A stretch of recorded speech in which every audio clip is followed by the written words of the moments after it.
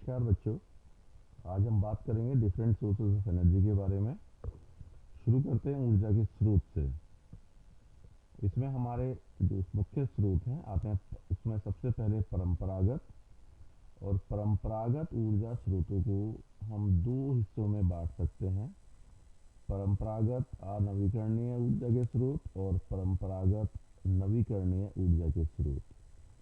परंपरागत अनवीकरणीय ऊर्जा के स्रोत मुख्य रूप से अधिकांश जीवाश्म ईंधन भूमि के भीतर ही पाए जाते हैं, जैसे कोयला, तेल, प्राकृतिक गैस इत्यादि। और ये इसके मुख्य एग्जाम्पल्स हैं, जैसे कोयला, तेल और प्राकृतिक गैस।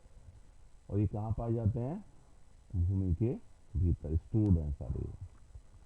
इसके बाद आता है परंपरागत नवीकरणीय ऊर्जा के स्रोत। भूमि के ऊपर जीवाश्मीय ईंधन के रूप में ये पाए जाते हैं, जैसे लकड़ी, गोबर, कृषि वनस्पति अपशिष्टों, लकड़ी का चारकोल, ये इसके मुख्य उदाहरण हैं। इसके अलावा अगर हम गैर पारंपरिक ऊर्जा के स्रोतों की बात करें तो उसमें सौर ऊर्जा मुख्य रूप से, जलीय ऊर्जा, पवन ऊर्जा, नाभिकीय ऊर्जा, हाइड्रोजन ऊर्जा, भूतापीय ऊर्जा, जैव ऊर्जा और ज्वारीय ऊर्जा और जैव ईंधन मुख्य रूप से आते हैं। तो ये मुख्य रूप से जो है ऊर्जा के स्रोत हैं जिनका इस्तेमाल हम करते रहे हैं, और आगे इनमें बहुत सारा परिवर्तन होने की भी आवश्यकता है, और लगातार हम इस दिशा में काम भी कर रहे हैं। ऊर्जा के पारंपरिक स्रोत की हम बात करें अगर विस्तार से, तो इसमें जीवाश्मीय ईंधन को हम सबसे पहले ले रहे हैं। इसके बारे में विस्तार से हम बात कर रहे हैं। अगर हम प्राचीन काल में ऊष्मीय ऊर्जा का सबसे अधिक सामान्य स्रोत लकड़ी था, और इसी का प्रयोग हम ऊर्जा के लिए करते थे, ऊर्जा प्राप्त करने के लिए, भोजन पकाने के लिए, गर्मी प्राप्त करने के लिए। कुछ सीमित क्रियाकलापों के लिए पवन तथा बहते जल की ऊर्जा का भी उपयोग किया जाता था। क्या आप इनमें से कुछ उपयोग बता सकते हैं? अगर आप सोचें तो अपने आसपास आपको बहुत सारे इनके उपयोग मिल सकते हैं।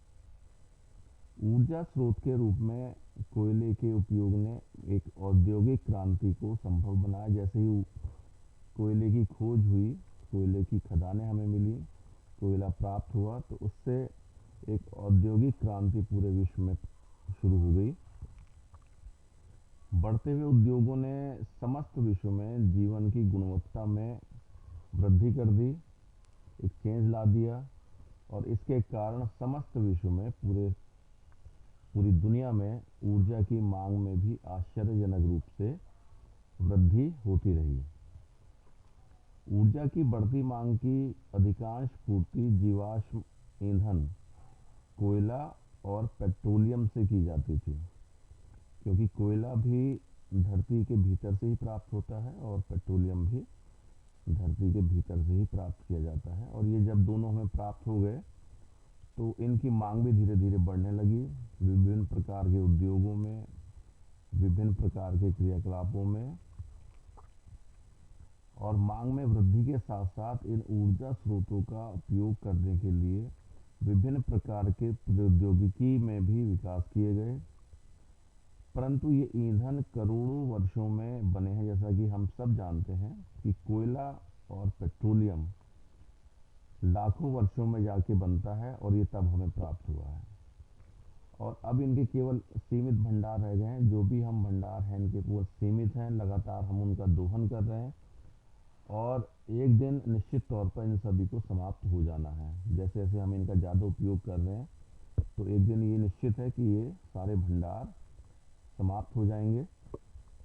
जीवाश्मीय ईंधन ऊर्जा के अनवीकरणीय स्रोत में आते हैं, अतः इन्हें संरक्षित करने की बहुत आवश्यकता है।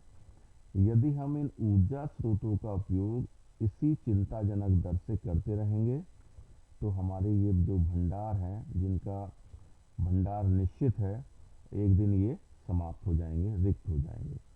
ऐसी स्थिति को टालने के उद्देश्य से ऊर्जा के वैकल्पिक ऊर्जा स्रोतों की खोज की गई, और लगातार हम इस दिशा में काम भी कर रहे हैं कि नए नए वैकल्पिक ऊर्जा के स्रोतों की खोज की जाए।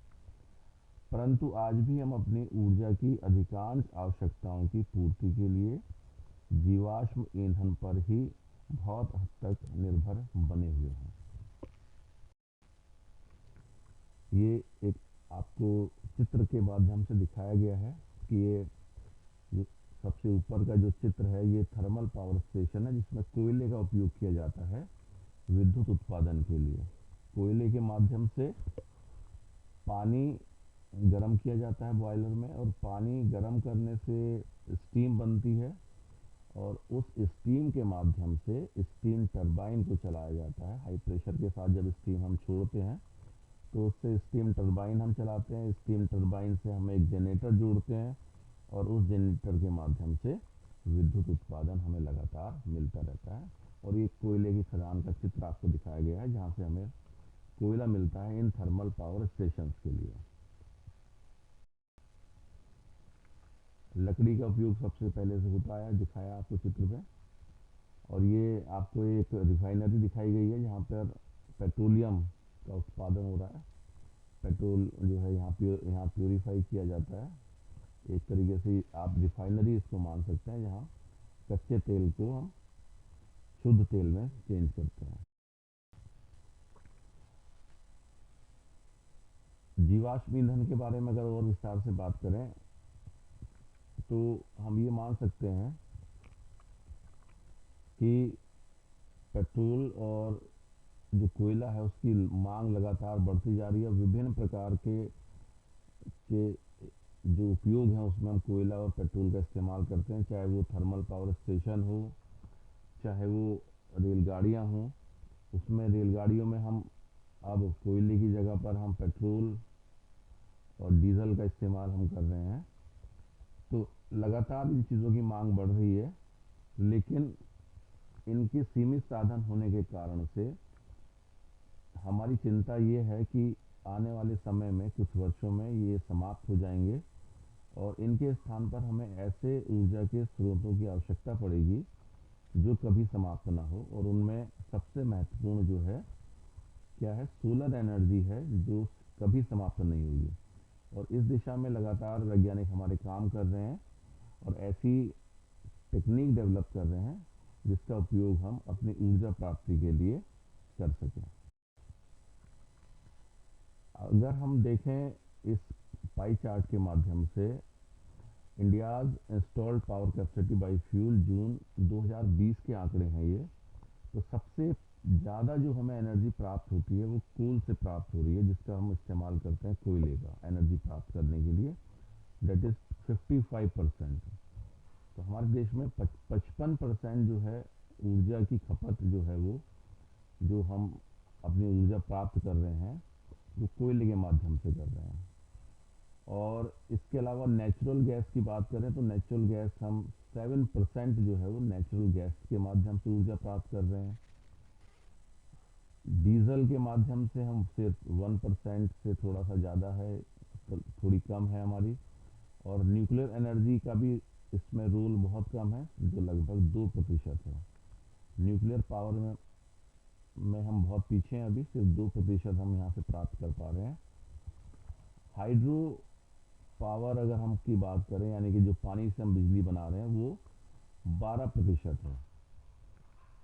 और अदर जो सोर्सेज हैं, रिन्यूएबल सोर्सेज हैं हमारे, उनसे लगभग हम 24% ऊर्जा उनसे हम प्राप्त यहाँ कर पा रहे हैं। और पूरे वर्ल्ड की अगर हम बात करें तो पूरे वर्ल्ड में जो है कोयले द्वारा जो ऊर्जा प्राप्त हो रही है वो 29.16% है। नेचुरल गैस के माध्यम से प्राप्त होने वाली ऊर्जा 23.40% है। और पेट्रोलियम द्वारा जो ऊर्जा प्राप्त हो रही है, यानी पेट्रोलियम की जो खपत है वो 32% है लगभग। और उसके अलावा न्यूक्लियर एनर्जी से जो एनर्जी प्राप्त हो रही है, न्यूक्लियर पावर, वो है लगभग 4.43%। हाइड्रो इलेक्ट्रिक पावर जो प्राप्त हो रही है वो लगभग 6.78% है। विंड एनर्जी 1.45% है। सोलर एनर्जी लगभग 0.43% है। बायोफ्यूल की अगर हम बात करें तो लगभग ये 0.57% है। और इसके अलावा जो बाकी सोर्सेज हम यूज़ करते हैं, रिन्यूएबल सोर्सेज हैं, वो लगभग 0.89% है। तो इतना कंजम्पशन जो है वो, ये हमने पूरे विश्व का आपको बताया।